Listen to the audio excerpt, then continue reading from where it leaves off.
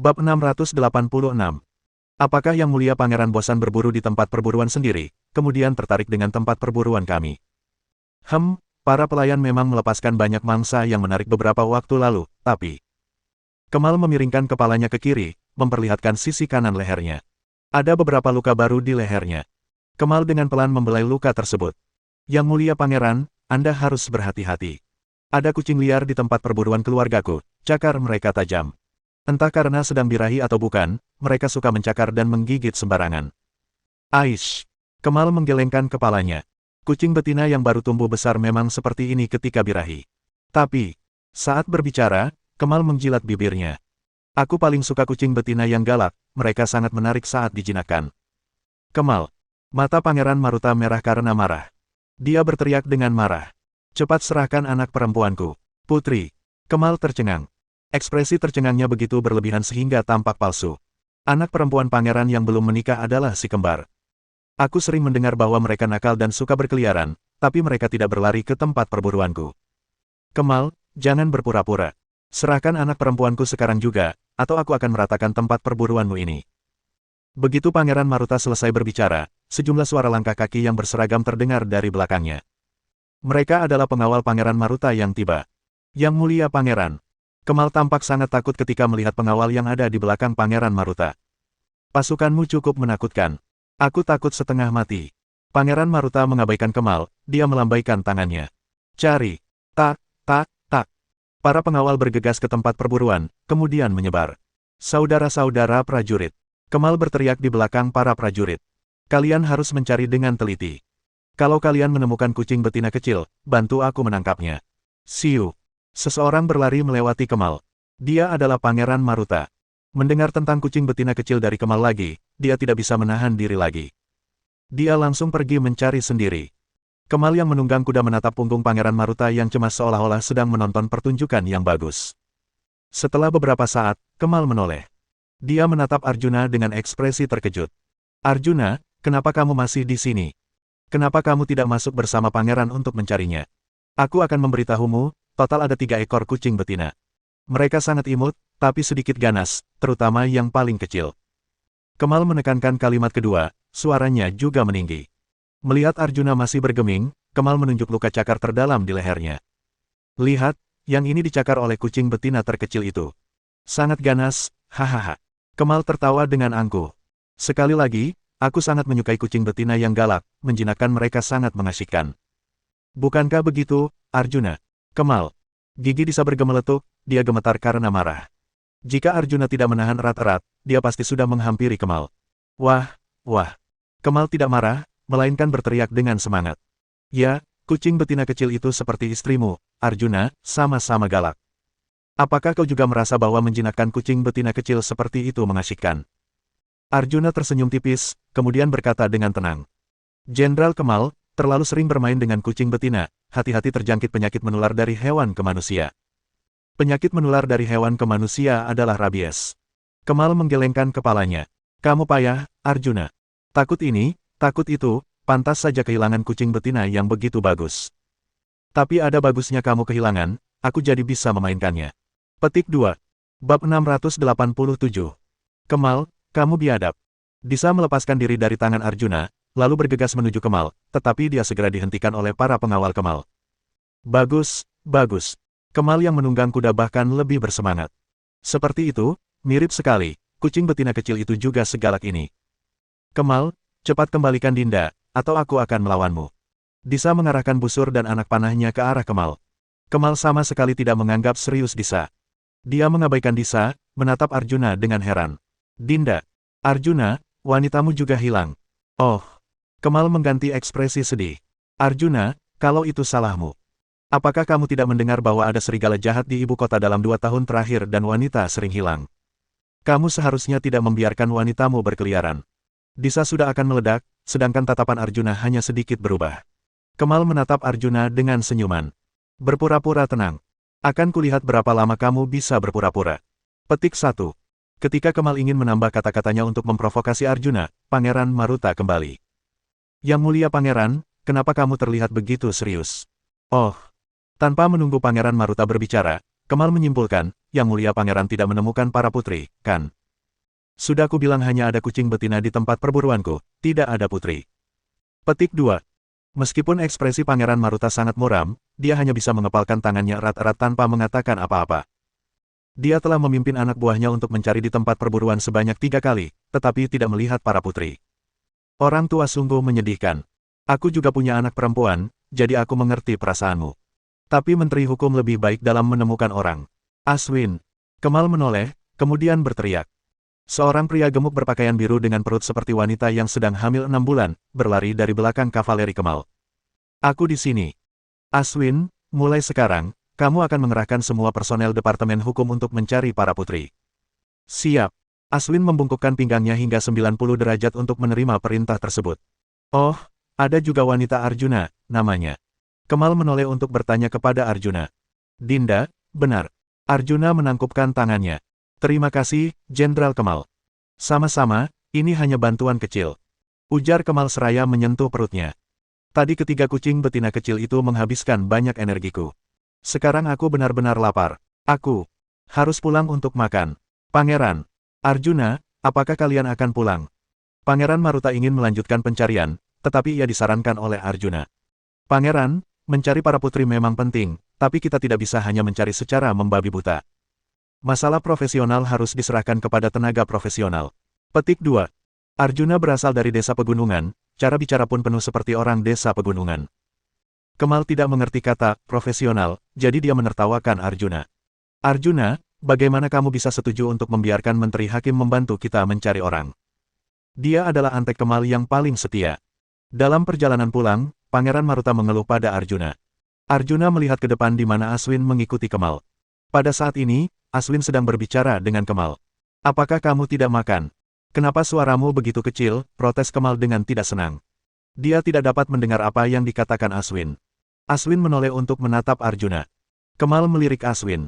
Ada suara roda berputar dan suara langkah kaki kuda, apakah mereka bisa mendengarnya? Bab 688. Baik. Aswin segera meningkatkan volume suaranya. Aku agak khawatir. Bagaimanapun juga, mereka adalah putri. Kemal mengangkat sebelah alisnya, nadanya sangat arogan. Memangnya kenapa kalau putri? Seperti aku tidak pernah melakukannya saja. Tapi ayah mereka adalah Pangeran Maruta. Aswin tidak ingin memprovokasi Pangeran Maruta. Meskipun Pangeran Maruta tidak memiliki kekuatan nyata, dia cukup gila untuk membunuh orang. Maruta adalah seorang pangeran. Jika dia benar-benar membunuh orang, Yuda juga tidak dapat berbuat apa-apa terhadapnya. Lebih baik lagi kalau ayah mereka adalah Pangeran Maruta. Seperti kata pepatah, kekayaan dan kehormatan datang dengan risiko. Jika Pangeran Maruta mau menyalahkan, dia hanya bisa menyalahkan diri sendiri karena membiarkan anak perempuannya bergaul dengan jalannya Arjuna sehingga mencelakai mereka. Kemal sudah mulai menghitung dalam benaknya berapa banyak yang akan dia dapatkan dari Pangeran Maruta saat dia benar-benar mendapatkan Is dan Esih. Wilayah kekuasaan Pangeran Maruta lebih besar daripada wilayah kekuasaan Pangeran Tuntoro. Cukup, kata Kemal tak sabar. Jangan bersikap seolah-olah ibumu sudah meninggal. Masalah ini sudah disetujui oleh ayahku dan Kemil. Kalau sudah selesai, aku akan memujimu di depan mereka. Kedudukan anakmu tidak akan jadi masalah. Mata Aswin berbinar, dia langsung berkata, terima kasih, Jenderal Kemal. Demi karir putranya, dia pasti akan melakukan hal ini dengan baik. Jenderal Kemal, Arjuna itu sangat licik. Aku takut mereka akan menemukan ketiga orang yang dikurung di luar. Maukah kita mengurung mereka di sana? Tanya Aswin. Kemal berpikir sejenak. Kalau begitu kurung mereka di tempat itu, tapi ingat untuk memberitahu orang-orang itu untuk tidak menyentuh ketiga gadis itu, terutama kucing betina kecil itu. Kemal menyeka bibirnya dengan jari telunjuknya. Dia tampak cabul. Ini pertama kalinya aku bertemu dengan kucing betina kecil yang begitu ganas. Aku bisa bermain dengannya untuk waktu yang lama. Bam! Daisa bergegas ke ruang kerja, kemudian jatuh ke lantai setelah mendengar bahwa Dinda masih belum ditemukan. Melihat Daisa terlalu sedih, Arjuna memapahnya berdiri lalu berkata, Daisa, jangan khawatir. Meskipun lokasi spesifik Dinda belum ditemukan, dia masih baik-baik saja, tidak dilecehkan. Tatapan dan nada Arjuna sangat yakin. Dia tidak mengatakan kata-kata seperti itu untuk menghibur Daisa. Galang merasa bingung. Dia berbicara lebih dulu. Arjuna, kenapa kamu begitu yakin bahwa Nyonya Dinda baik-baik saja? Apakah kamu? Oh, aku belajar sedikit bahasa bibir ketika di ketentaraan. Saat pulang tadi, aku bisa membaca percakapan antara Kemal dan Aswin. Bahasa bibir. Apa itu? Aku akan menjelaskannya lain kali. Sekarang, bantu aku untuk menyuruh Gading kemari. Hati-hati, jangan biarkan siapapun melihat Gading ketika kalian datang. Aku mengerti. Ketika Gading datang, Arjuna memberitahunya tentang percakapan antara Kemal dan Aswin. Tempat yang mereka bicarakan seharusnya merupakan tempat para gadis yang hilang dikurung. Kalau itu memang benar, Gading mengepalkan tangannya erat-erat. Maka serigala jahat itu adalah Kemal. Sungguh bejat. Dia adalah jenderal pemandu tingkat ketiga di istana. Tugasnya adalah melindungi rakyat. Bisa-bisanya dia melakukan hal yang begitu tak beradab. Galang juga sangat marah. Gading menimpali, menculik perempuan hanyalah sebagian kecil dari perbuatan jahat Kemal. Petik 2. Arjuna memainkan anak panah yang ada di tangannya. Kak Gading, bisakah kamu menemukan tempat yang Kemal maksud? Seharusnya bisa. Siu. Saat ucapan Gading terlontar, anak panah di tangan Arjuna melesat keluar, kemudian mendarat di pilar yang bertuliskan Jenderal. Bagus sekali. Awalnya aku hanya ingin menyingkirkan Aswin, tak disangka malah mendapatkan keuntungan yang tidak terduga. Kak Gading. Arjuna menoleh, kemudian bertanya kepada Gading.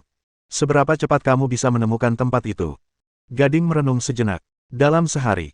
Dia telah menemukan tempat itu sebelumnya, sekarang dia hanya perlu memastikannya.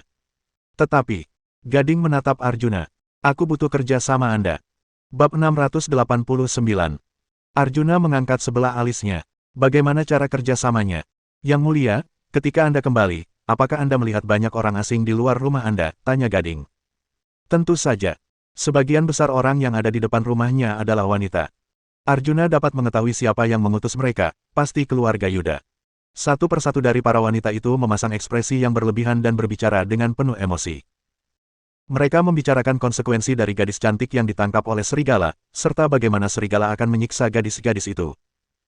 Pernyataan para wanita ini sebenarnya seperti tekanan opini publik yang diciptakan di internet zaman modern.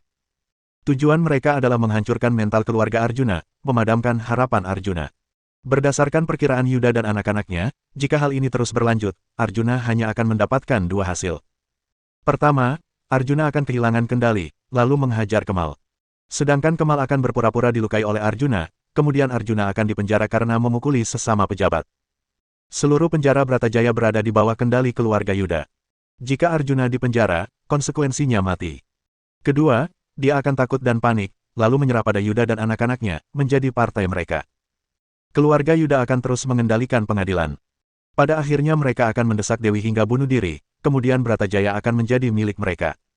Rencana ini benar-benar strategi yang brilian. Rencana jahat keluarga Yuda ini bisa menjebak siapapun. Namun, seperti yang sudah dikatakan sebelumnya, Arjuna bukanlah orang zaman ini. Keluarga Yuda sial karena bertemu Arjuna. Arjuna dengan pelan menyingkirkan debu dari lengan bajunya sambil berkata dengan tenang. Kak Gading, apakah kamu ingin aku menghajar Kemal dengan frustrasi, atau ingin aku merendahkan diri memohon kepada keluarga Yuda untuk membiarkanku bergabung dengan mereka? Yang mulia, Gading menatap Arjuna dengan heran. Bagaimana kamu bisa tahu? Gading benar-benar terkejut. Dia hanya mengatakan bahwa ada banyak orang asing di depan rumah Arjuna. Arjuna langsung tahu apa yang akan dia lakukan. Tatapan Gading ketika melihat Arjuna perlahan berubah dari kaget menjadi kagum. Sekarang Gading tidak berpikir bahwa Arjuna sedang membual ketika mengatakan bahwa dia bisa membuat siapapun turun jabatan. Gading juga mengerti mengapa Arga berusaha menyuruh Paduka Kaisar sendiri untuk menjemput Arjuna ke ibu kota dari Kabupaten Damai. Yang mulia, Gading mengangkat tangannya, kemudian menangkupkan tangan kepada Arjuna. Maaf atas ketidaknyamanan ini. Aku mengundang Anda ke pengadilan administrasi yang berada di bawah pengawasan langsung Kementerian Hukum. Pengadilan administrasi. Gadis-gadis yang hilang dan Dinda dikurung di pengadilan administrasi oleh Kemal. Arjuna tidak kepikiran hal ini. Yang mulia, Gading mengeluarkan seikat kunci dari lengan bajunya. Ini adalah kunci yang aku sembunyikan secara diam-diam saat menjadi kepala Kementerian Hukum. Aswin dan yang lainnya tidak tahu bahwa kunci semua sel di pengadilan administrasi tidak diganti. Setelah masuk, tidak peduli di sel mana mereka menempatkan yang mulia, Anda bisa keluar, kemudian. Gading mengeluarkan kunci lain yang tidak mencolok dari lengan bajunya, lalu dia menyerahkannya kepada Arjuna.